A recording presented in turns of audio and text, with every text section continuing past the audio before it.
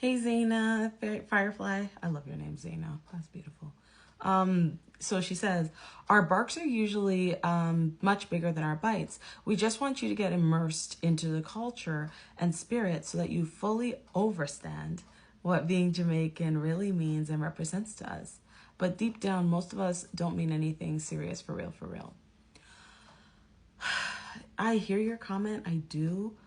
And that was a really nice thing to add. I think maybe I think that maybe Jamaicans need to work on their people skills and communication skills. And I don't mean to say that in a way that's nasty, but I do find a lot of times there's a brusqueness and an abruptness that's very common to Jamaican culture, where you feel like you could just say it what it is and just say whatever to people, and because it's true, it's fine to say. And sometimes the communication can be very harsh, and I don't think you understand how that impacts people. Because as a child, I'm growing up, I'm trying to figure out where I belong and how I identify, and what are the things that are most important and most valuable to me. And clinging to my heritage was a way for me to kind of build community. And those are the same people who made sure to go out of their way to let me know that I do not belong and that they don't want me around. And, maybe if they had contextualized their words at the time and let me know that, hey, there's so much more to being Jamaican, or, oh, hey, you're interested in Jamaican culture? Let me give you a CD. Let me give you a VHS. Let me give you a book that you can read, that you can learn more about the culture and get more interested in your cultural background. And I mean, now that I'm an adult, I have that opportunity to do so. And I do think I am going to take some time and watch some videos on YouTube and kind of get myself a little bit more aware of, what Jamaican culture and life is like.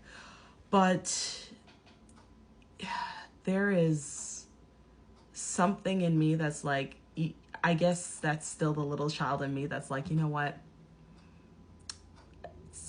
I don't want to take that identity on for myself.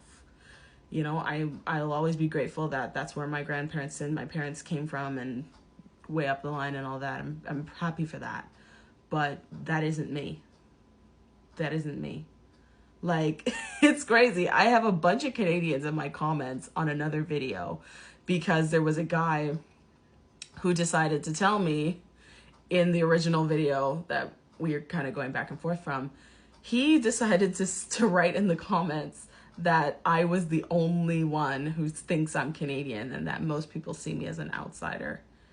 And unprompted, granted I hashtagged Jamaica and Canada, but unprompted, I have dozens of Canadians in the comments of that video defending me, saying that I am Canadian, I am one of them, I am part of them. I would never get that kind of support from the Jamaican community. Never. Never. They would always be very quick to put me back in my place. Some people will welcome me, but a good large majority would just put me back in my place. And I must say that for me personally, honey works better than vinegar. I'm realizing, like, even as I get older, I'm starting to adjust my approach and how I communicate with people. Because I know when I was younger, I was definitely a lot more brusque. I was definitely a lot more abrupt with people.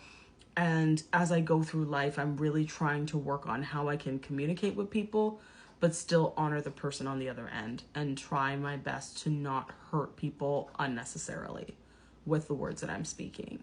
It's still a challenge. It's still something that I need to kind of train myself more and more on, but it is something that I will master.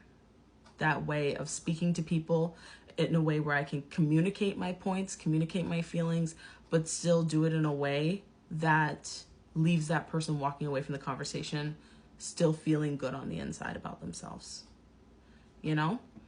Not gonna say I always succeed, but I will say I always will try. And I mean, I appreciate the comment. It's very kind. But and I absolutely think I am going to try and spend a bit more time learning about Jamaican culture and Jamaican history and Jamaican society, just so I get that understanding.